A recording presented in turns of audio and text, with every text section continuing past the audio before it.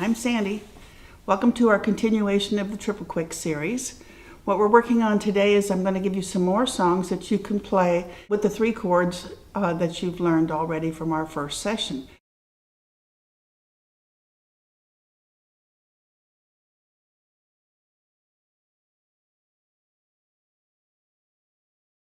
We picked these songs because they're very simple and you can sing along with them. So instead of having to be able to read music, you can just know from having sung the song so many times over the years that you know how the melody goes, and you will quickly learn how to judge when the melody tells you to change chords.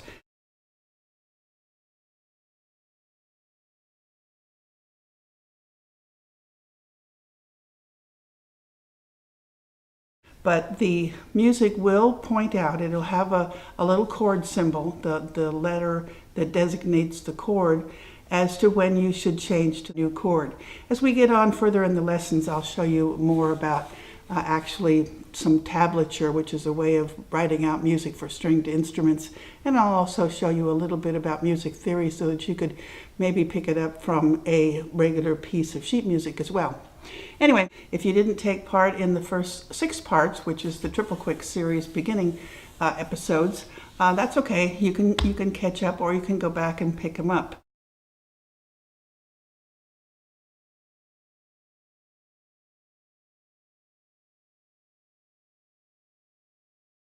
You need your ukulele, you need it to be in tune, and you need to learn how to play these first 3 chords, which are not difficult because that, of course, is the purpose. So we're going to start with a little bit of rehash on the one that we worked on already. We played She'll Be Coming Round the Mountain. The chords that we used were C, G7, and F. The C, the G7, and the F. And what I want you to do when you play these chords, because you should be getting pretty adept now at fingering them and particularly strumming them, notice that, I'm pulling these strings with confidence with my thumb, that each one rings out true. When I play the C chord, each individual string makes a nice crisp sound. Same thing with the G7. Same thing with the C. So be sure that when you're strumming that you're really, playing those strings. You're not just kind of wimp-doodling it here. And by the way, you can strum with your thumb if you like it better, the sound of it, to strum with your fingers. And you can strum back up again with either a finger, or you can strum with your fingernails, whatever suits you. But, it just make that sound nice and solid. And also when you're strumming back up again, you want the sound to be smooth, well, going down as well, but when you come back up, you want it to be smooth. When you first start strumming back up again, you have a tendency to push one of the strings harder than the others, so that one kind of rings out loud. But you want it to be a smoother flow between the different strings. And also you don't have to, when you're coming back up, you don't have to strum all of the strings, just maybe the bottom 2 or 3. So don't work so hard to get your hand all the way back up to your chin. Nice, solid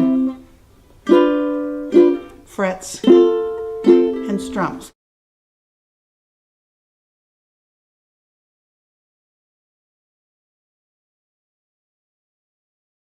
One, 2, 3. She'll be coming round the mountain when she comes. She'll be coming round the mountain when she G7. She'll be C coming round the mountain. She'll be F coming round the mountain. She'll be coming round the mountain G7C. She'll be driving 6 white horses when she comes. She'll be driving 6 white horses when she comes. She'll be driving 6 white horses. She'll be driving 6 white horses. She'll be driving 6 white horses when she comes. And you keep keep going on and on and on until you get bored with it. Then, when you get bored, we find other songs that have those same chords. And or heaven forbid, you learn new chords too, to add to your encyclopedia of chords.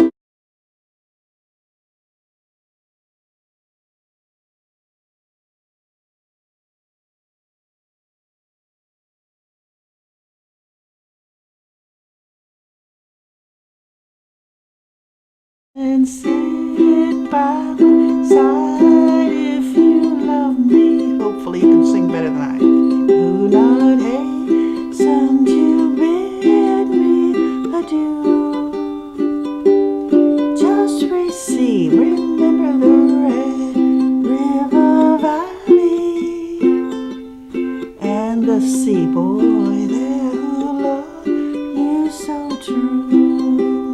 Okay, let's see if we can sing it a little faster without those hesitations in between the changing of the chords. Come and sit by my side if you love me.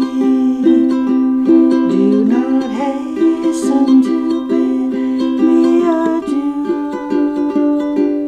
Just remember the red river valley and the boy there who loved you so true. You can play this song. It's easy. It's just the C and the G7 back and forth.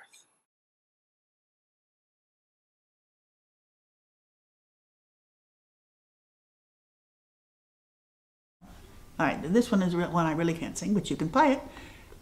Hopefully you can sing it better.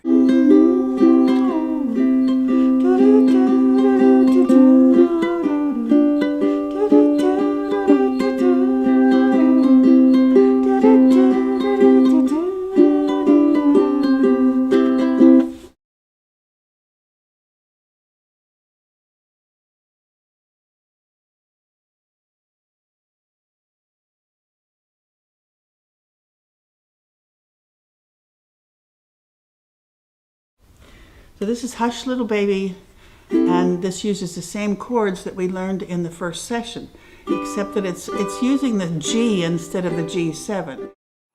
Need a refresher for the chord shapes like the G? Go on back to the beginning of this lesson and you'll find the illustrations.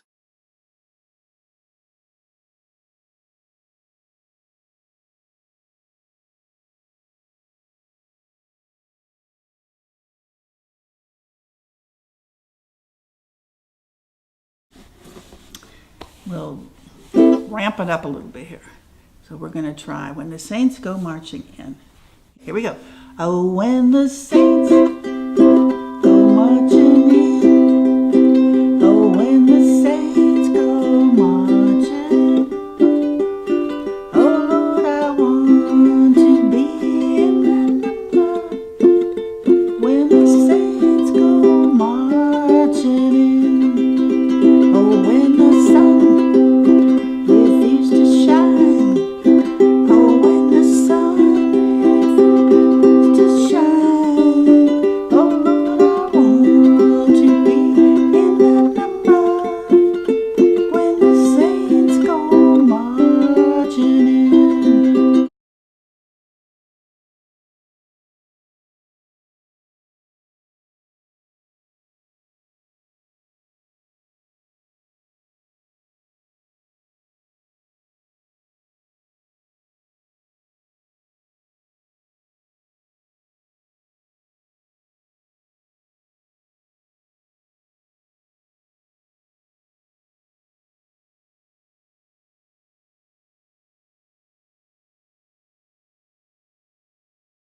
Now we're going to add another chord because we can. So we're going to learn the D.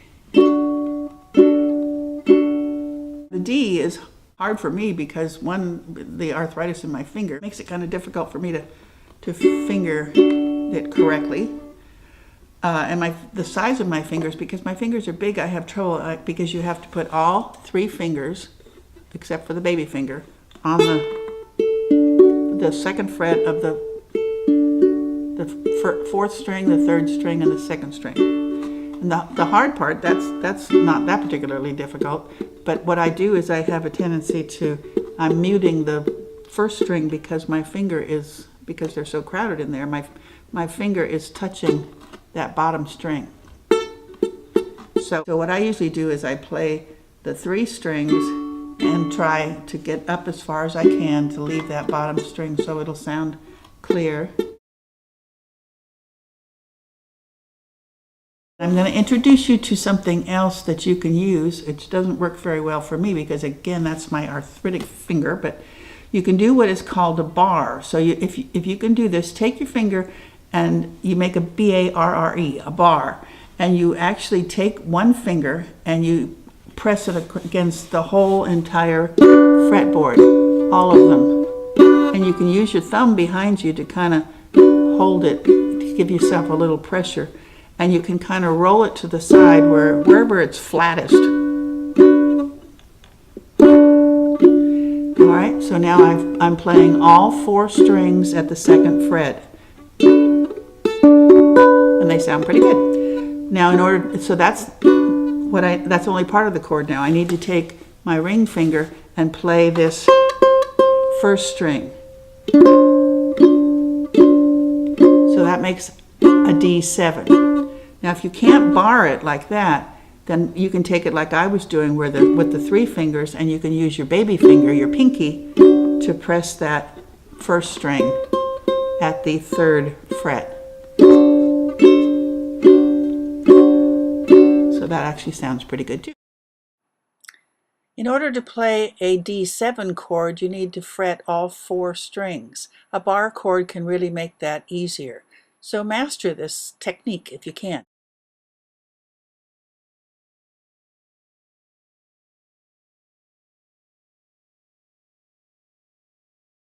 We're going to start just a little tiny bit of This Land Is Your Land. You can play it as you wish, but these are the notes that you can play it with. So we start out with, there's a couple words, as we say, before the actual measures start with the full count. So we're going to say, this land is your land. That's a C. This land is my land. That's a G. From California, there's the D7. California to the New York, there's the G. And he changes to the G7. So the G7. From the redwood forest to the Gulf Stream water, this land is made for you and me. So that's a lot of chords, and that's cool because that's all the chords we've learned. And that's a very popular song. It has been for many decades. So this land is your land, this land is my land, from California to the New York Island, from the redwood forest to the Gulf Stream water, this land was made for you and me. You are armed and dangerous.